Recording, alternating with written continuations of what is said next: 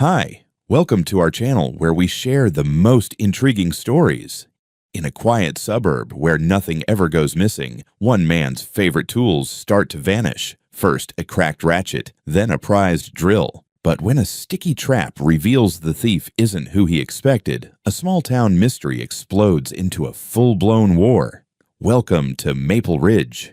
I've lived in Maple Ridge long enough to know the rhythm of the neighborhood, the way sprinklers kick on just before sunrise, the way the air smells like mesquite after someone 2 streets over fires up their smoker, the way my garage feels like a second spine growing out of my house. That garage is my sanctuary. It's where I breathe, where I fix, where I resurrect Detroit steel from the dead. I know every shelf, every drawer, every scratch on the concrete floor. So when something goes missing, I know it instantly, like someone swapped out one of my ribs while I slept. The first thing to vanish was a cracked ratchet I'd owned for over a decade. It wasn't valuable, but it was mine, and it had been hanging on the same hook since the Bush administration. I was elbow deep in restoring a sky blue '69 Camaro for a client when I noticed the empty hook staring at me like a missing tooth. I cursed under my breath, checked the workbench, the floor, even the damn trash can. Nothing. I chalked it up to exhaustion and told myself I'd misplaced it. My wife joked that my tools were going feral and running away. I laughed, but it felt off. That tool hadn't moved in months. A week later, it got stranger. I reached for my cordless drill, my favorite, the one I used almost daily, and came up empty. I remembered tossing it into my rolling cart the previous afternoon. It wasn't there. It wasn't on the charger. It wasn't anywhere. I checked the trunk of my truck, thinking maybe I'd absent-mindedly left it there after fixing the tailgate latch. Nope. That drill was gone, and annoyance started to ferment into suspicion. I didn't say anything out loud, but the thought was already there. Somebody had walked into my garage. I tried to shake it off. Maple Ridge wasn't that kind of place. Sure, we had the usual HOA-induced weirdness, passive-aggressive notes about lawn length, Karen's obsession with uniform mailbox aesthetics, the occasional neighborly meltdown over recycling bins. But theft? No. This was a picturesque little bubble outside Austin where people borrowed cups of sugar and returned them with cookies. Then my $700 Snap-on socket set vanished. That was different. That set was practically sacred to me. I'd bought it with the first paycheck from a big restoration job, and I'd engraved my initials, GJ, by hand on the metal case. Losing that felt like losing a piece of myself. I tore the garage apart. Nothing. By the time the sun dipped low, the suspicion I'd been trying to ignore had grown teeth. That evening, I stepped outside to grab something from my truck and spotted my neighbor, Michael Brooks, standing outside his own garage. He was leaning against his workbench, holding a familiar red metal case. My case. My initials. I froze for half a second, just long enough for my stomach to drop into my boots. I walked over, keeping my tone level. Nice set. Where'd you get it? Michael blinked too fast. That alone told me everything. He was normally steady, calm, ex-military, predictable as a metronome. This time his eyes skittered away from mine. Oh, picked it up at Home Depot, I think. Or maybe the old neighbor left it. Honestly, can't remember. He shifted his grip, almost covering the faint GJ with his thumb. I didn't raise my voice. I didn't accuse him. I just tilted my head and said, "Funny. Looks exactly like the one I've been missing." He forced a laugh, but it sounded like a dying lawnmower. Must be a coincidence. Sure, and I'm the Queen of England. I let it go. For the moment. No yelling, no confrontation. I just stared at him long enough for him to feel the weight of it, then turned and headed back to my place. My pulse was thundering, but my mind was sharper than it had been in days. I wasn't dealing with forgetfulness or clumsiness. Someone was taking my things, and Michael had just flashed the biggest red flag I could imagine. Later that night, after my wife went to bed, I walked out to the garage with a flashlight. I checked every door, every window, every hinge. The front camera covered the driveway. The camera near the side gate covered the yard. But the small service door, the one that opened directly into the garage from the backyard, sat in a blind spot. It had a keypad lock I'd installed years ago, and Michael had helped me wire the light above it. That meant he also knew the code. I'd never thought twice about it. Why would I? He used to be a friend. I stood there under the dim light, staring at that door, listening to the quiet hum of the suburban night. The metal handle felt too cold, too smooth. Someone had touched it recently. I could feel it in my bones. I whispered to myself, "Somebody's been in here, and they're probably coming back." That was the moment something clicked. Suspicion turned into certainty, and certainty turned into resolve. Whoever had been using my garage like their personal shopping mall had no idea they were about to step into a very different neighborhood, one where I wasn't going to shrug, smile, and move on. No more missing tools, no more coincidences. If someone wanted to keep stealing from me, I'd make damn sure they left with more than they bargained for. The following evening, the air felt different, sharper, quieter, the kind of quiet that settles right before a storm. I wasn't interested in waiting around for the next tool to disappear, and I sure as hell wasn't going to let Michael or anyone else stroll into my garage like it was a self-serve hardware store. If someone wanted to keep stealing from me, then they were about to walk straight into a trap they'd never forget. I spent most of the afternoon preparing, not pacing, not hesitating, preparing. First thing I did was pick up one of those small tube bottles of industrial gel superglue, the kind that bonds skin so fast surgeons warn you not to blink while using it. I knew exactly where I wanted it. The handle of the sliding drawer where I kept mid-range but appealing tools. Expensive enough to tempt a thief, not expensive enough to make me cry if they disappeared for real. I cleaned the handle with alcohol wipes, dried it thoroughly, then squeezed a generous line of glue across the metal. It looked normal, shiny only if you stared too closely. Perfect. Next, I installed a new camera, one so small it looked like a black screwhead. I wedged it into the ventilation grill above the workbench, angled just right to see the entire stretch of drawers. The feed streamed directly to my phone and a cloud backup. No more blind spots, no more privacy for thieves. My wife poked her head into the garage at one point, holding a pair of earrings. "You're awfully focused. Should I be concerned? Is this one of those mechanic rituals I'm not supposed to ask about?" I shrugged. "Just tightening up security. Someone's been messing with my stuff." She leaned against the doorframe, frowning. "You think it's Michael?" "I don't think," I said. "I know, but I'm not saying anything until I have proof. Real proof." She nodded slowly, lips pressed tight, then walked inside and kissed my cheek gently. "Just be careful. Don't start a war with the HOA unless you intend to win." I smirked. "Oh, I intend to." When evening rolled around, I made a point of being visible. I dragged my wife out to dinner, making sure anyone watching, especially from the Brooks house, saw us pull out of the driveway. I even turned on the porch light and left the side gate unlocked, subtle enough not to scream, "Trap!" but obvious to someone who thought they were being clever. We drove to a steakhouse 20 minutes away, and while my wife looked at the menu, I checked the garage camera feed under the table. Nothing. We ordered. Still nothing. Halfway through my drink, a notification buzzed across my screen.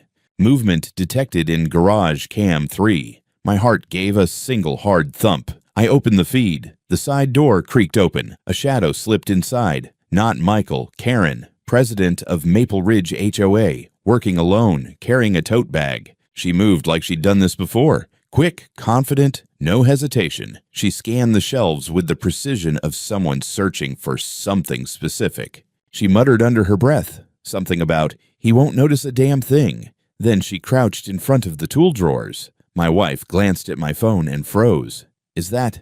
"Yep." "Are we calling the police?" I shook my head. "Not yet. Let's see what she does." Karen opened her tote bag. Inside were several items, one of my missing screwdrivers, a utility knife, even a flashlight I'd assumed I misplaced. She dug around the drawers, taking whatever she liked. Then her hand landed on the glued handle. She tugged. The camera caught it beautifully. The sudden jerk, the tiny gasp, the way her eyes widened when she realized her hand wasn't coming free. She tried to pull again, harder. Her panic translated into frantic movement, and her other hand shot out to brace against the drawer. Bad decision. Very bad. Both hands stuck instantly. She made a noise halfway between a shriek and a growl. Her tote bag toppled, tools clattering across the floor. The camera picked up every curse she whispered, including a charming, "Michael's gonna kill me if I come home empty-handed." We left the restaurant before dessert. When we pulled into the driveway, the garage lights were still off. I motioned for my wife to stay behind me and open the interior door. What we found looked like a scene from a low-budget hostage movie. Karen sat on the concrete floor, legs splayed, arms stuck to the drawer like she'd tried to wrestle it into submission and lost. Sweat plastered her hair to her forehead. Her tote bag lay tipped over, spilling stolen goods like a confession. She jerked her head up when she saw me. "Garrett, thank God. I was just, your door was unlocked and..." I raised a hand. "Stop talking. It's embarrassing for both of us." She switched tactics immediately, shrinking her voice to something pitiful. "Look, I was going to return everything. I swear. Michael just needed a few things for a project and..."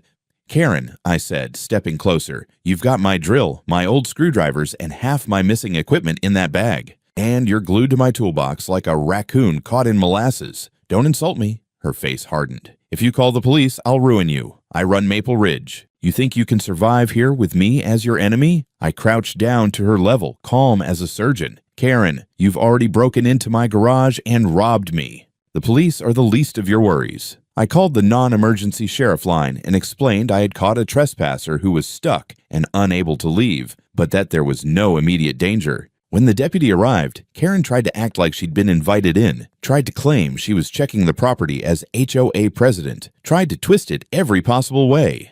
But when the deputy watched the footage on my phone, the last of her excuses died on her tongue. The deputy asked if I wanted to press charges. I watched Karen, sweating, furious, hands still glued, and for a moment, I saw Michael's earlier expression, that cold look when he realized he'd been exposed. Something told me this wasn't just a simple theft. There was more behind this. Something coordinated, something bigger. "Not tonight," I told the deputy. "Just document it. I want the incident on record." Karen's relief was visible. Desperate. It almost made me laugh. We used acetone to free her hands. She hissed the whole time like a cornered animal. Before leaving, I made her gather every item she'd taken tonight and every item she admitted to taking before. She left shaking, clutching her bag like it was a lifeline. When the garage finally went quiet, I locked the door, checked the camera again, and let out a long breath. I had proof now, proof that someone had been robbing me, and proof that they were up to something more than a couple of missing tools.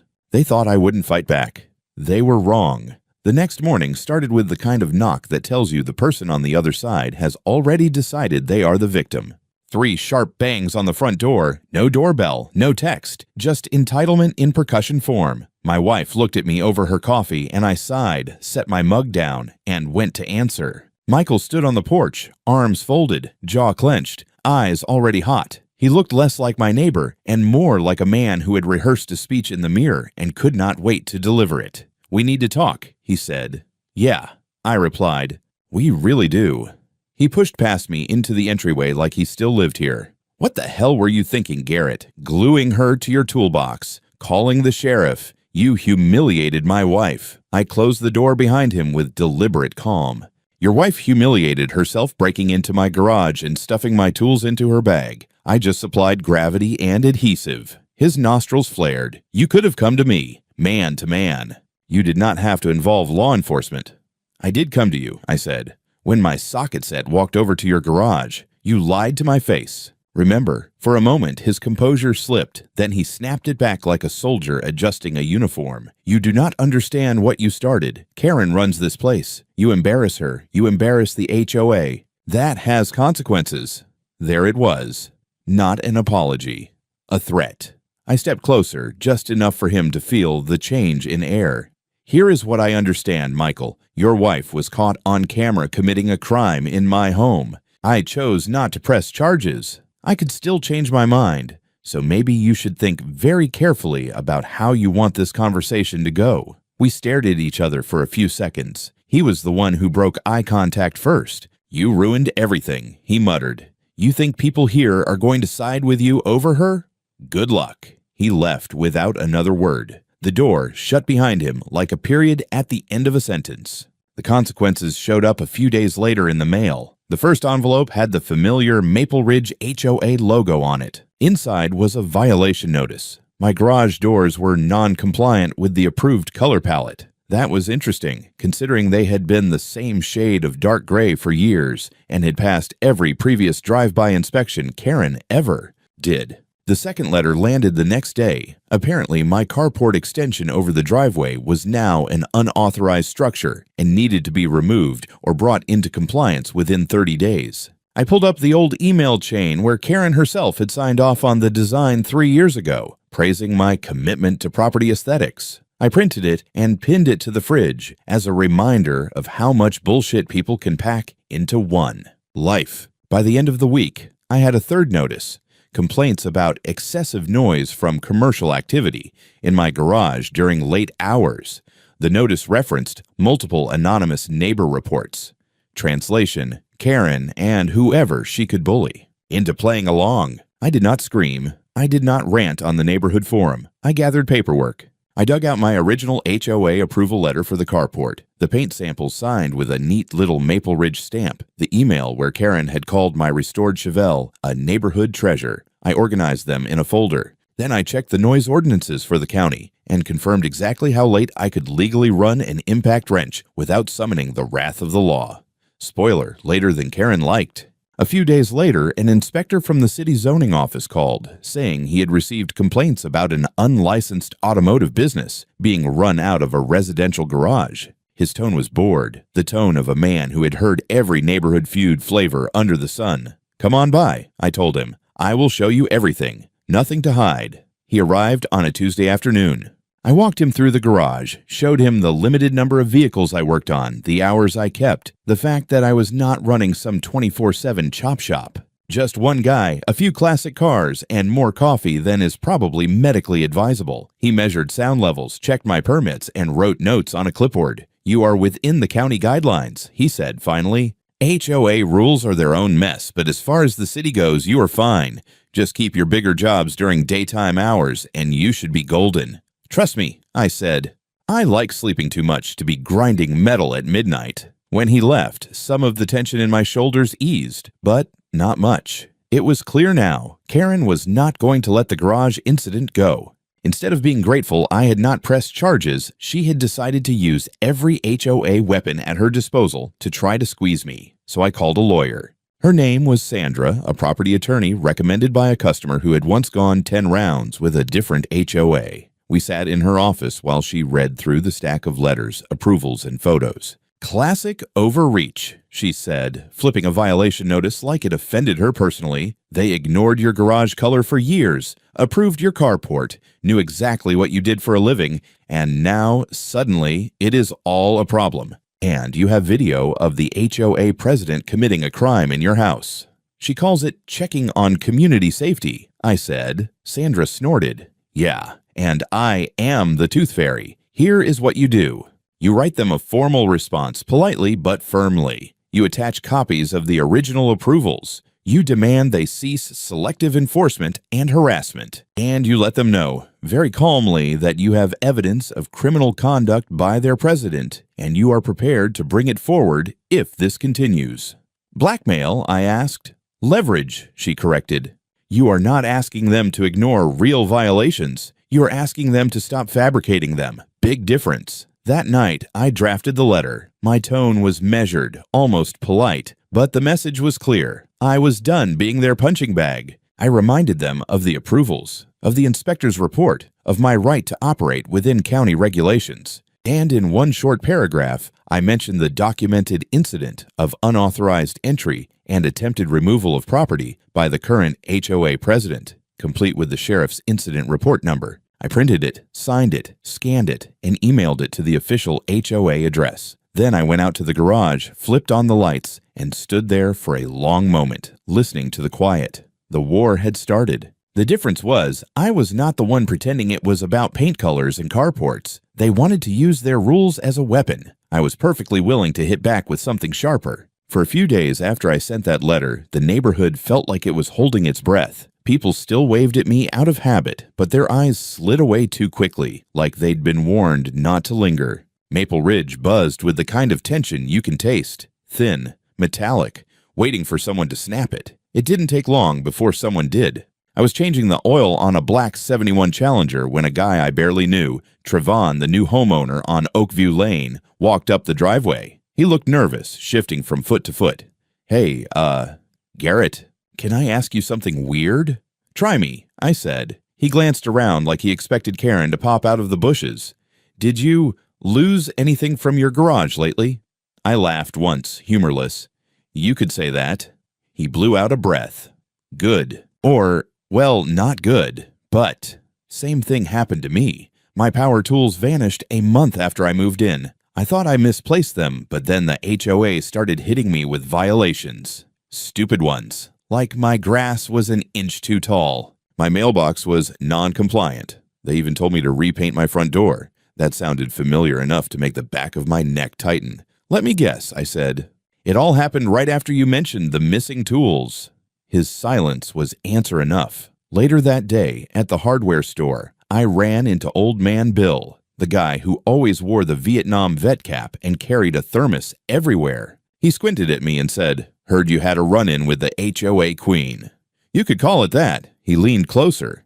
"Couple years back, my generator walked off. And next thing you know, Karen's sending me letters about my shed. Real aggressive ones. I didn't make connections back then, but now," he tapped his temple. "Makes you think." It did more than make me think. It connected dots I didn't want to admit were connected. That night, I sat in my garage with a notebook and started building a timeline. Names, dates, items stolen, when the violations began, who moved away afterward. A pattern emerged. Ugly, repetitive, almost mechanical. Someone's stuff disappeared. They complained. HOA pressure followed. The homeowner broke or left, and magically, the neighborhood stayed orderly under Karen's iron grip.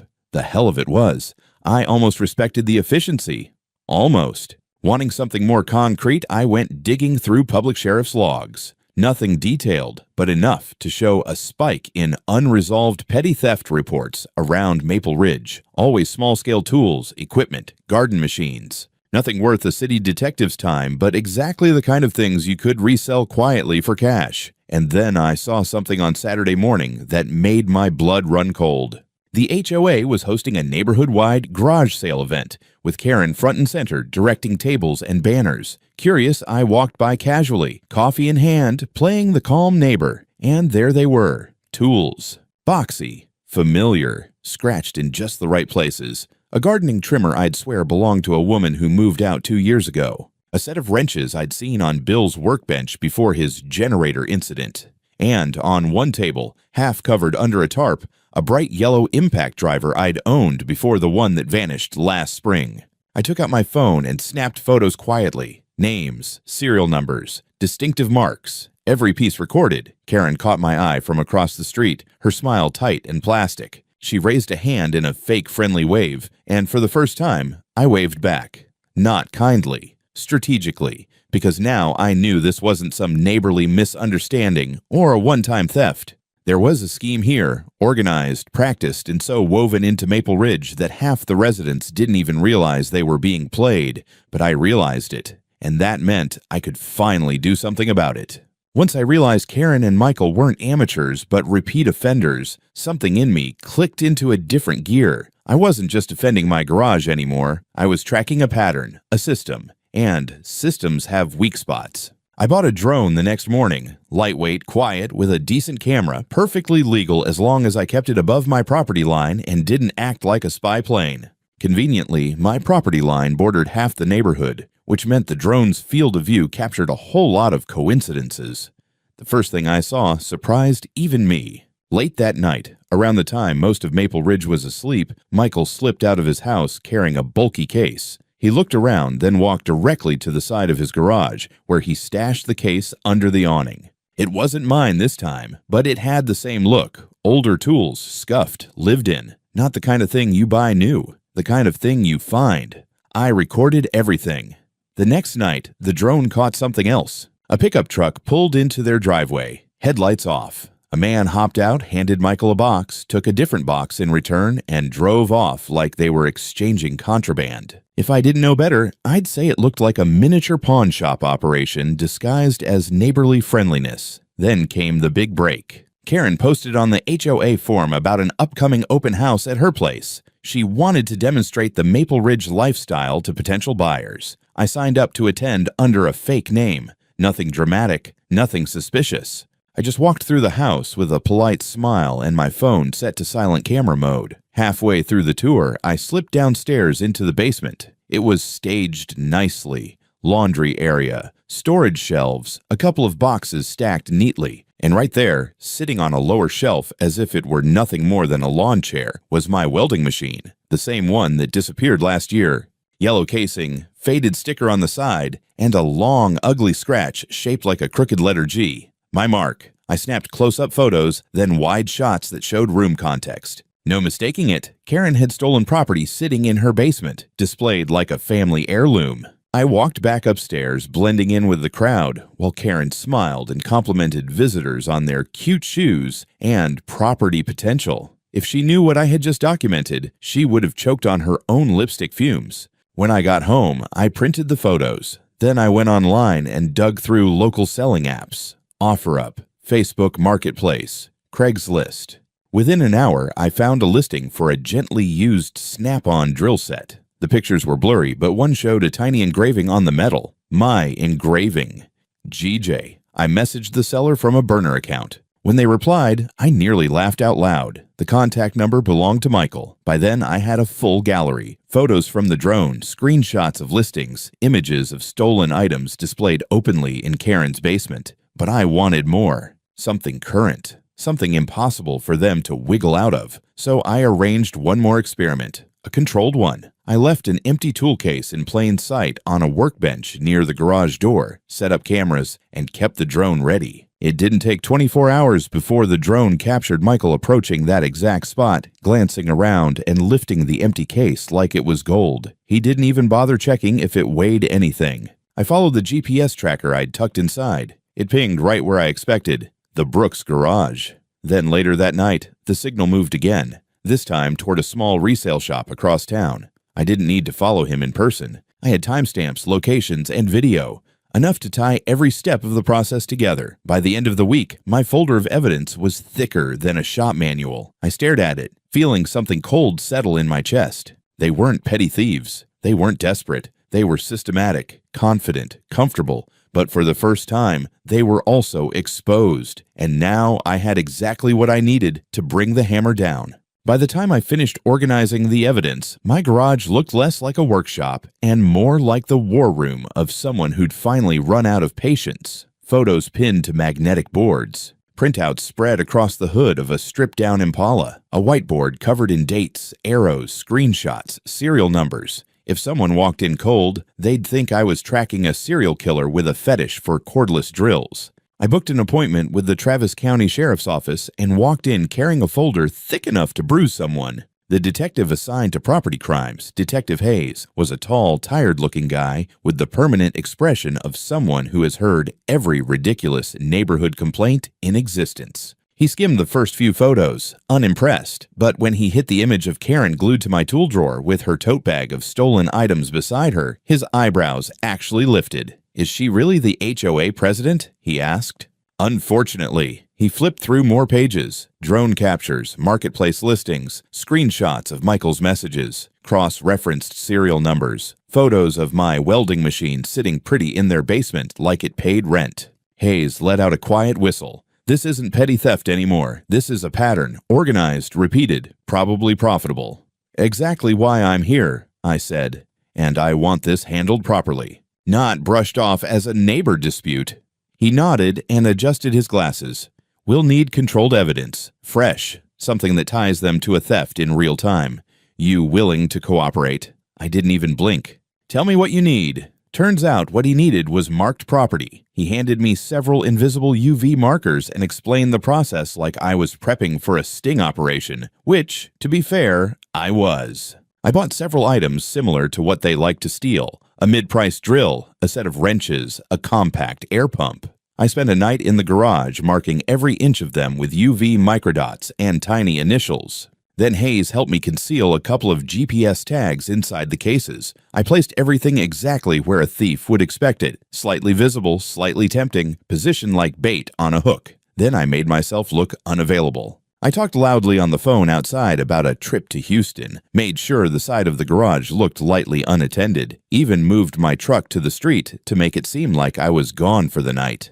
Meanwhile, Hayes sat in an unmarked car nearby, ready to pick up the signal from the trackers. It didn't take long. Not even a full day passed before the side garage door eased open on camera. Michael slipped inside like he was clocking into a job. He headed straight for the marked case, checked over his shoulder, and grabbed it. No hesitation, no pause. Smooth, as someone doing something they'd done 100 times. My phone vibrated with the GPS alert 2 minutes later. Hayes sent a text. "We have movement." The signal tracked the case to Michael's garage. He left it there for an hour, then loaded it into his truck and drove off. The tracker pinged at a pawn shop on the east side. One Hayes already suspected was part of the Brooks little ecosystem. What Michael didn't know was that the pawn shop had already been contacted by the sheriff's office and instructed not to resell or discard anything he brought in.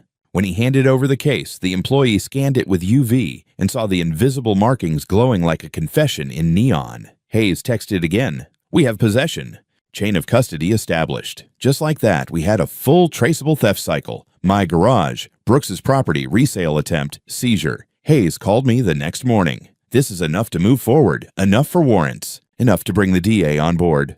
"Good," I said, "because they've been doing this for years." He didn't argue. "Yeah, that's what it looks like." That afternoon, I sat alone in my garage for a while, looking at the spot where the bait case had been. The walls felt heavier, like they knew what was about to happen. This wasn't neighborhood drama anymore. This was criminal, and Karen and Michael were about to find out what it felt like to get caught without any glue on their hands to blame it on. The morning the warrants dropped, Maple Ridge woke up to more flashing lights than a Christmas parade. I was in the kitchen making coffee when the first sheriff's SUV rolled past my window. A second one followed, then a third. My wife looked up from her mug with raised eyebrows. I didn't say anything. I didn't have to. The convoy stopped directly in front of the Brooks house. Within seconds, deputies stepped out, some in uniform, some in plain clothes with vests marked sheriff. They moved with the kind of coordinated precision that tells you this wasn't a courtesy call. This was a takedown. I walked out onto my porch, coffee in hand, doing my best impression of concerned but innocent neighbor. Across the street, people peeked through blinds. Others stepped outside pretending they were just checking their mail. Maple Ridge had never been this quiet. Then the front door of the Brooks house swung open. Michael came out first, shirt half tucked, face twisted with the realization that the world was no longer operating on his rules. He barely had time to open his mouth before a deputy told him to turn around and put his hands behind his back. They cuffed him on the front lawn while Karen shrieked from the doorway. She stumbled outside next, hair a mess still in her robe, yelling about abuse of authority, misunderstanding, neighbor vendettas. She even pointed directly at me and screamed, "He set us up! This is his fault." One of the deputies calmly informed her there was a warrant for her arrest, too. She froze, mid-rant, just stopped, then tried to slam the door shut, but 3 deputies were already inside executing the search warrant. A moment later, she was escorted down the porch steps, wrists bound, still sputtering excuses no one cared to hear. For a moment, the whole neighborhood stood there like an audience at a play, unsure whether to clap or gasp. Someone dropped their gardening gloves. Someone else muttered, "I knew it." The HOA treasurer, Mrs. Caldwell, looked like she might faint. The search lasted hours. From my porch, I watched deputies haul out box after box from the Brooks garage. Power tools, extension cords, shop equipment, garden machines, cases of drills, saws, compressors, branded storage bins, items wrapped hastily in towels, others shoved into cardboard boxes. Some still had owners' initials carved into them. Then came the real shocker, 2 storage unit keys found in their house. By noon, investigators had cracked open those units across town and uncovered even more stolen goods. If the Brooks were running a side hustle, it wasn't small time. It was practically a warehouse. When the deputies finally finished, Detective Hayes crossed the street to me. He looked tired, but satisfied. "You were right," he said. "This wasn't petty theft. This was organized." I nodded once, and Karen used her HOA position to cover it. "Oh yeah," he said. "We found notes, lists, notebooks with addresses, item descriptions, even estimated resale values. She wasn't just complicit, she was managing inventory." Inventory. That word made something cold curl under my ribs. The news hit local media within hours. Every channel wanted a piece of HOA president arrested in neighborhood theft ring. They played clips of squad cars, grainy drone shots of the Brooks driveway, interviews with residents who suddenly remembered every strange thing they'd ever seen. I stayed off camera except when a reporter caught a glimpse of me standing next to Detective Hayes while he explained the stolen goods recovery process. I didn't speak, didn't pose, didn't smile. I wasn't in this for the spotlight. But Maple Ridge noticed. That afternoon, the HOA board called an emergency meeting. Well, what was left of it? Half the officers didn't show up, probably too busy burning any questionable paperwork before the sheriff knocked on their doors. The remaining board members looked like they'd edged 20 years in 2 hours. They issued a statement distancing themselves from Karen and Michael, swearing they had no knowledge of misconduct and promising a full audit of all HOA operations. Sure, and maybe unicorns would start mowing lawns for free. I didn't go home afterward. I walked the neighborhood instead. People came up to me quietly, some embarrassed, some relieved, some apologizing for not speaking earlier. I didn't blame them. Karen had ruled this place with fear disguised as community standards.